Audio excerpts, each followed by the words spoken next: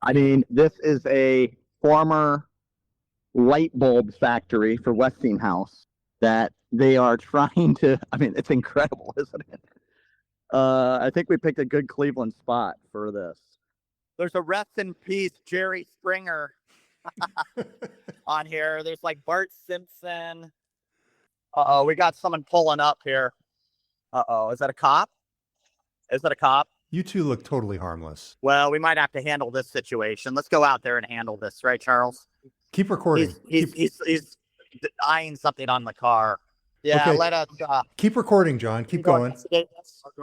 Yeah, let's go. Hi there. How are you? We are. We were here with Brad Whitehead, the owner of the facility, and we are guests of his. And we're recording. We're journalists actually from Seattle that have been covering the Cleveland community, and we're recording our podcast from this facility. So, as long as we're not causing any harm and we're parked legally, hopefully we're okay. And we can connect you with Brad. Just left us about 5 minutes ago. Just checking in. We're not going in the facility. Yeah, we're gonna be just outside of the back shop. Yeah. And thank you for your service. All right. Thanks, guys. Yep. Bye-bye. John, you're going to be on the Cleveland crime cams.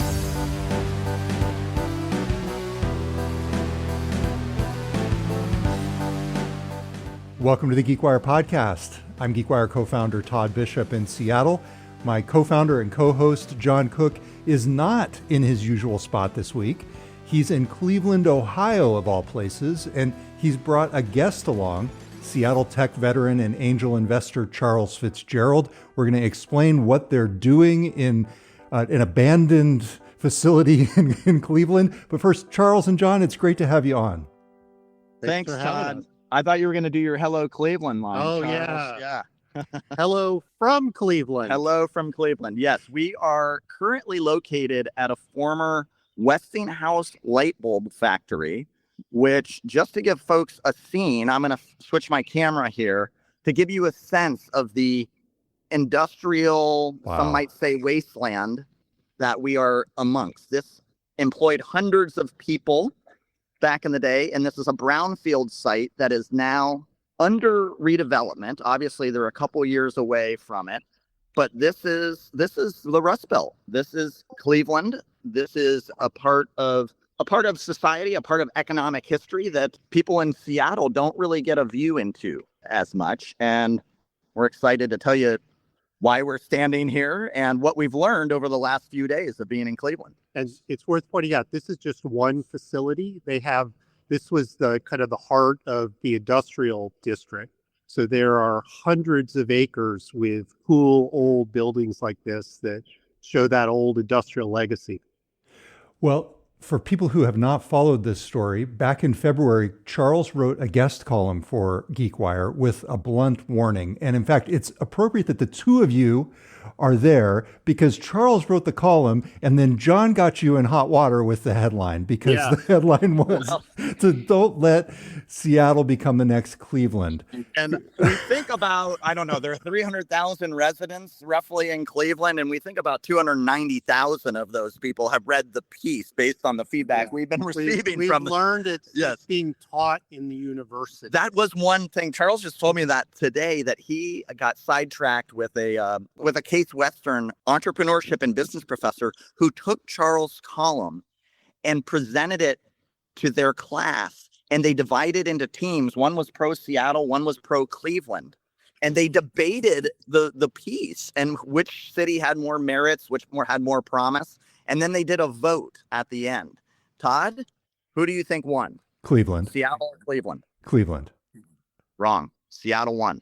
On what basis, though? That it had the most promise for the future, or that we didn't get the actual ballot language, so it's hard to know. But I'm proud to say nobody has thrown anything at us yet. Anyway, we did this in our interview with Brad Whitehead, who is the owner of this facility that we're saying. He subtly gave us the middle finger based on the column in a joking manner, but that's all we've gotten.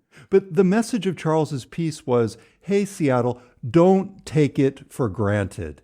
There are other parts of the country, places in this world that once saw the success that our home has, and it does not mean that it's going to be forever.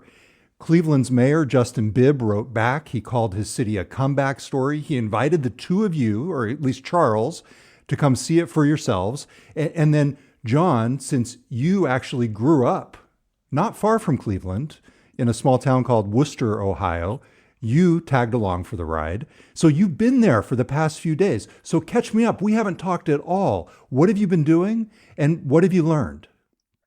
Oh, we've been doing a lot. We've had a packed agenda, and we should give a shout out to the Destination Cleveland folks who have put a great itinerary together for us. And we've just been meeting entrepreneurs, business leaders, civic leaders.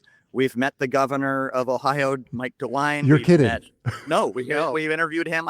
We were in, Todd, you would have been proud of me. I was in a press scrum. I think it was Charles's first. And so you got to see me in action in the press scrum with me asking the question, which is one of the questions we've been asking everybody we run into, whether they're an entrepreneur, professors, politicians. We've been asking folks, what advice would you give to Seattle based on everything everything that's happened in Cleveland, Cleveland's history, its economic history?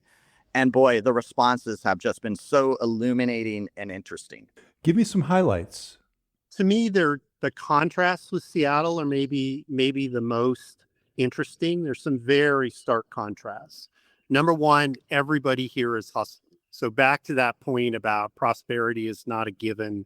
It can fall off. I mean, the people of Cleveland are still digging out from when the Rust Belt started to rust, 50, 60 years ago.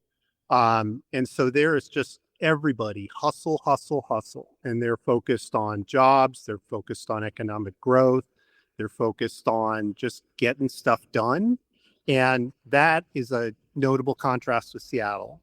Second thing is leadership. So, we saw the governor. We went to the Guardians game with the local county executive, who for Seattle viewers has an uncanny resemblance to Steve Ballmer, both physically and vocally. So I did coach him up a little on what the right set of hand gestures to do if he wants to make a living as a Steve Ballmer impersonator. Charles showed him the monkey boy dance. And we spent some time with the mayor, and the mayor is super impressive. And the contrast there, the leadership, here's a guy who can actually carry on a conversation and his handlers won't rush him away. But he's a very, very impressive leader. So that was another area where the contrast with Seattle, we keep joking, we've spent way more time with the mayor of Cleveland in the Seattle tech community than we have with the mayor of Seattle. So, yeah, he's charismatic. He's young. He's in his late 30s. He's pro-economy, pro-business. And as we've argued in some of our columns in the past, he's Cleveland's biggest cheerleader and hustler. I mean, he is hustling. That is a great point that Charles makes. People are hustling here. You need to work for it here. And the other thing that really stands out for us, not only hustle, collaboration. They're all working together. They're all rowing in the same direction. From Governor DeWine to Mayor Bibb to the entrepreneurs that we've met, they all have a common mission and they're working together to try to make it happen. And I feel, especially as it relates to Seattle, we're not doing that. And it's so stark, the difference. It's sad, but I guess the lesson here is, boy, we have so many great assets in Seattle, so much momentum, so much opportunity. And if we could just get on the same page and stop pointing fingers at one another, what could we all do together? I think that's going to take a lot of work, but boy, they are doing it here in Cleveland and in Northeast Ohio in a big way. And you can't walk away from here, Charles, and not think that a place like Cleveland is going to eat Seattle's lunch. Yep. I mean, they are hustling, and the level of investment and focus at the state level, at the city level, they are going after the next generation of jobs, and they've got a bunch of great assets. And that civic collaboration, that civic partnership, Seattle maybe had that a couple of decades ago, but the idea that you have the politicians, the government, the nonprofits, the nonprofits, and there are a bunch, educational institutions. Everybody's aligned and working together. And what they're aligned on, and this comes in contrast to Seattle as well. What they're aligned on is jobs in the economy. Like, it's jobs. They want business. They want the facility we're standing in. This is going to be redeveloped into a potential future manufacturing hub. Might not employ as many as Westinghouse did when they were making light bulbs here, but even if they get 50 or 75 or 100 jobs back to a site like this, they are investing in that big time. And they have hundreds of acres like this that they are in the process of redeveloping. Yesterday, we went to an old steel stamping plant, which is enormous. I mean, bigger than some of the giant data centers you see. And so they're looking at what to put in there. And it's an amazing space. I mean, all of the industrial legacy here is super cool. I can envision the new headline now. Look out, Seattle. Cleveland's about to eat your lunch. That's great, Todd. Yeah. I mean, it's that rings true. I mean, we've pressed people here too, and we've tried to pinpoint the warts, and we're asking tough questions, and they recognize their faults and where they might not have as much momentum or capital or either financial capital or human capital here. But they recognize those limitations, and they're investing to try to shore up their weaknesses in a big, big way. And at all levels of government, you look at the private sector, you look at the nonprofits have engagement at the CEO level, as opposed to, a random local government affairs person. So when they decide to get stuff done, they can actually get stuff done. We met with one real estate developer who's converting old industrial sites, not as large as this one, into multi-use residential. And he was just an extremely bright fella, Oberlin College grad, who really put things into perspective in terms of the investment that they're making and the community impact they're having, all driven by collaboration from the top of city government to local residents in the neighborhood. This is in the Tremont area of Cleveland. Just fascinating, the level of cooperation they have to make stuff happen. John, I'm going to link to the video for people who are listening just to the audio, but could you and Charles sort of describe what you're seeing around you? It's an industrial zone. There's some residential housing around us, but this is a former manufacturing facility, abandoned. I mean, we have a lot of graffiti. We've got strewn tires. There's trash. It's an abandoned facility that was once a thriving manufacturing hub. And are those brick buildings that are abandoned there? And there's like a 4-story brick building next to another one. They look like they could be barns, except they're brick. And you've got graffiti, and they're basically hollowed out. But there's this beauty to it. And part of it is the colorful graffiti, but part of it too is hearing the two of you describe the potential for this property and what it could become. You can sort of see it right there around you, the pent up potential for where this whole site and where the community is headed. Absolutely. And the developers who we met with earlier today are unsure what the future of this actual facility is. Now, they own a bunch of land around here that's where they're likely going to build a new facility for a new type of advanced manufacturing company. But this area we're in basically piggybacks the train line, and we may see the train again here soon. But it was one of the main industrial arteries in Cleveland in the manufacturing glory days. So you have a whole bunch of different sites around here, and they're doing the work to just finding out who owns them. There's some amazing stories where some of these plants were owned by companies that have been acquired 5, 6, 7 times. The parent company today doesn't even know that they own it. So they have to go figure out, how do we get access to this? Do they still want it? They've got a bunch of environmental remediation that they need to do. And so it's sort of, they're almost laundering the property where they bring it into this program and get it cleaned up. And then they're going to turn it around and sell it. And Todd, just to put this city of Cleveland in perspective. So really the boom years were late 1800s to the Great Depression and then into the 1950s. I mean, this was the heyday. Cleveland was one of the fastest growing cities in the country. It grew to a population well over 500,000.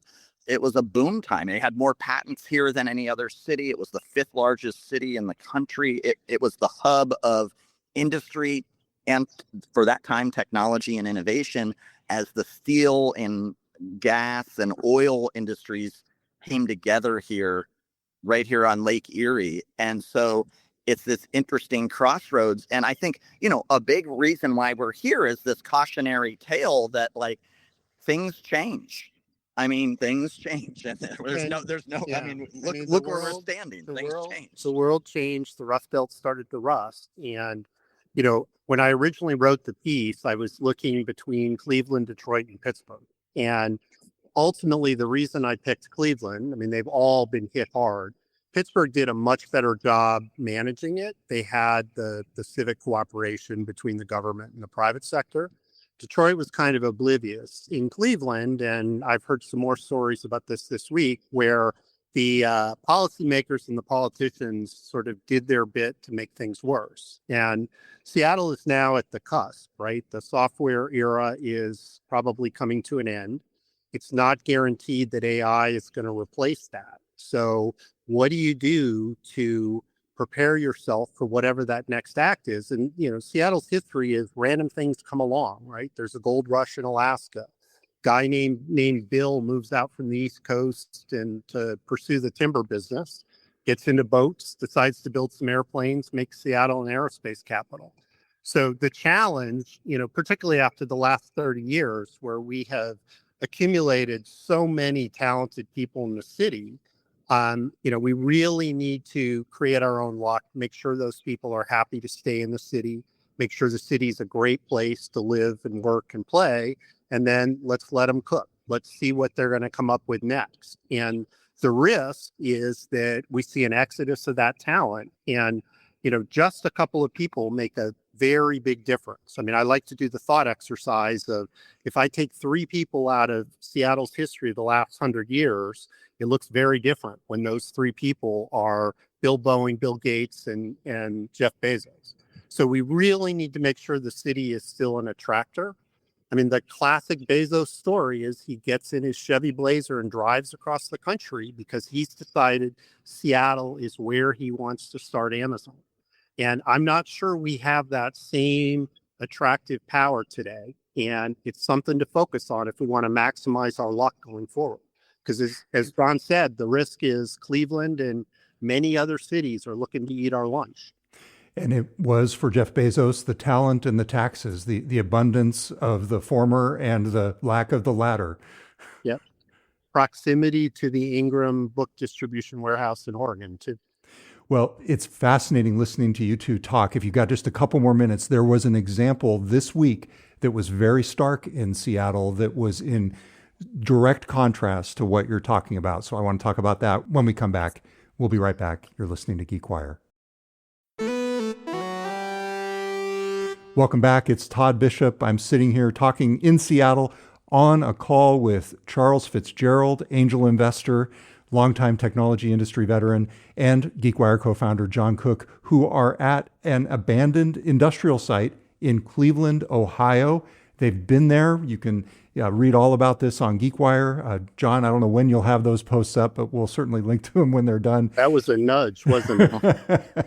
We've got plenty for multiple stories. So this week, back here at home, the Seattle City Council voted unanimously for a 1-year emergency moratorium on new large data centers, citing the grid, water, electricity rates, and the economy. It's going to take effect once Mayor Wilson signs it. Charles, you've written about this. And, I think this was inevitable. I think we knew that the City Council was going to do this. Charles, you've made the point that it's basically a little bit of the wrong argument. There's not going to be a lot of these large. It's political Yes. theater. Nobody's going to put a real decent size or much less a giant AI data center in the city of Seattle. Property's too expensive and power's too expensive. The city of Seattle buys cheap hydropower and marks it way up. Might as well go east and get access to that power. Exactly. So I listened to the entire public testimony, and there were more than 50 people who spoke. Not one gave even any kind of, even a hint of a favorable comment about the tech industry. And that's why I wanted to bring it up. Certainly, I think these are important concerns that everybody brought up. I think everybody who spoke about the risks of the AI boom that we're having brought up extremely valid points. It wasn't so much what they said to me, it was the absence of anybody from the tech industry in this tech town showing up to engage in the discussion. That was my personal issue with the whole thing. It wasn't the people in the room, it was the people who were not in the room. Well, why would you show up? Because it is political theater. None of these businesses want to build a data center in Seattle. So, you gotta hold on to your words and your wisdom for things that and fights that actually matter. I don't think this one really matters. I do think it's another signal to the broader world that Seattle's not open for business. So whether it's Starbucks, whether it's data centers, it's not at all clear that the city has a plan for where it wants to go next. We've got record vacancies downtown. We've got companies leaving. We've got, big companies like Amazon are actively reducing their Seattle-based headcount. So what's the plan? What happens next? And Todd, it's really interesting that you bring this story up, and I read it, and nice reporting on that. Good work. Good work. But the other thing that's really interesting, being here in Cleveland and Northeast Ohio, this data center issue is a national issue. We were in the press scrum with Governor DeWine, the governor of Ohio. 3 questions in, one of the reporters from one of the TV stations asked a question about data centers, and then they spent a good 5 minutes discussing it. And Governor DeWine's response was pretty interesting. He basically said, hey, if a data center wants to come in and you're a community, whether a small municipality, county, what have you, negotiate and get a good deal. All the power is in your hands. So why not just negotiate a good deal for yourself and make sure that these data centers are getting pushed around and pushed to different communities, negotiate a great deal. And I thought that was a very interesting comment, especially in light of what Seattle just voted for. Would any of the council members have said something along those lines? No. What a fascinating approach. What an obvious and completely novel approach. Yes. Well, the thing that's sad about the data center stuff is, none of this stuff would be for AI. It's little colo facilities where local businesses can host their websites. And now they're going to have to, go out of town. The fact that the city of Seattle has its data center in Spokane is, telling about the environment for data centers. And we should also comment, this is such a political minefield that Brad Whitehead, the developer of this property we're standing on right now, which obviously has seen better times. He told us point blank, they don't want a data center here. They want maybe advanced manufacturing. They've got a lot of different uses, but he's like, data center. So it's like, he doesn't want that here. Amazingly. He also said they're going to have to bring in some more power for whatever they're doing. So data centers get a bit of a bad rap. Industry, new industries consuming electricity, EVs, heat pumps. So people are being very selective in scapegoating the data center for what's going on in the electricity fund. And, we have a problem. We didn't build any new capacity for 30, 40 years, and that's caught up to us. I've got one more little thing for you, and I know you guys have to go to the airport. I do have, of course, a GeekWire trivia challenge. I was waiting, Todd. I knew you had one for us. I'm sure there's some Ohio reference here. Okay. I was going to quiz you if you didn't have one, but I'm not surprised that you came up with something. Okay, so let's do that when we come back. Pop quiz, hotshot. This is GeekWire's Trivia Challenge. Wouldn't you prefer a good game of chess? Welcome back. It's Todd Bishop. I'm with John Cook, who is in Cleveland, Ohio, with angel investor Charles Fitzgerald. I love the takeaways that you guys have come up with so far. I can't wait for the coverage.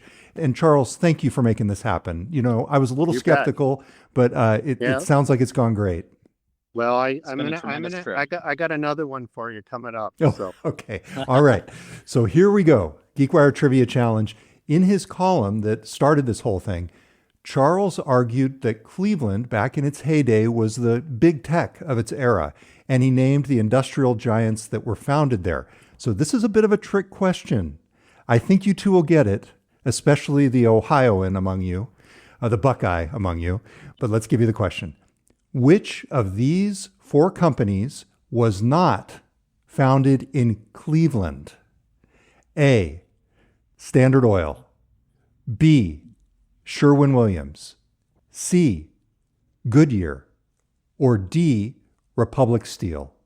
So you probably know those. John knows it. Yeah. Yeah, I know it. Okay. Yep. So we stayed right across the street from the Sherwin-Williams building. Okay, so again, it was A, Standard Oil, B, Sherwin-Williams, C, Goodyear, and D, Republic Steel. And you said the answer is? It's obviously C, Goodyear. Because? From Akron, Ohio, the rubber capital of the world. And John, you grew up where?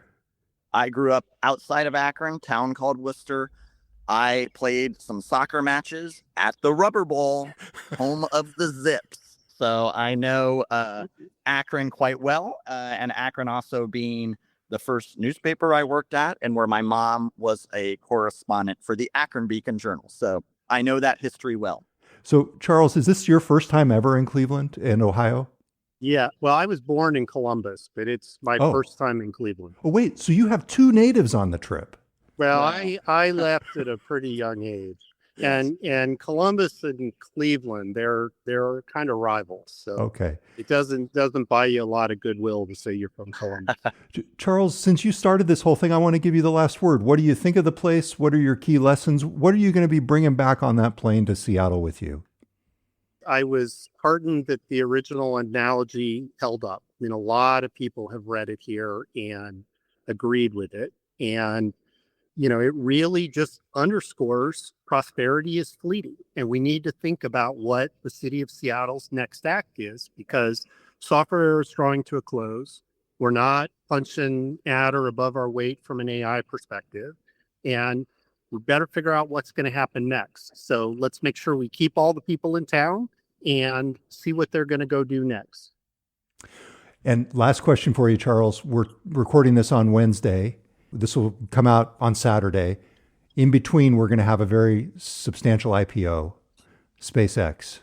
Are you investing? No. Why not? There's just way too much financial engineering going on. There's very little float on the IPO. The valuations they're talking about are ridiculous. So in 6 months, when 95% of the stock comes off lockup, that's when price discovery will actually start, and we'll see what the market thinks it's worth. Very good. John and Charles, thank you so much. This has been awesome. Thanks, Todd. Really appreciate it. All right. Safe travels. Thanks for listening, everybody. For more from John and Charles's Cleveland trip, you can see geekwire.com, including photos of the amazing setting, the most unusual setting, perhaps, that we've ever had for a recording of the GeekWire podcast, the former Westinghouse light bulb factory in Cleveland, Ohio. You can see photos on geekwire.com. I'm GeekWire co-founder Todd Bishop. Thanks for listening. We'll be back next week with a new episode of the GeekWire podcast.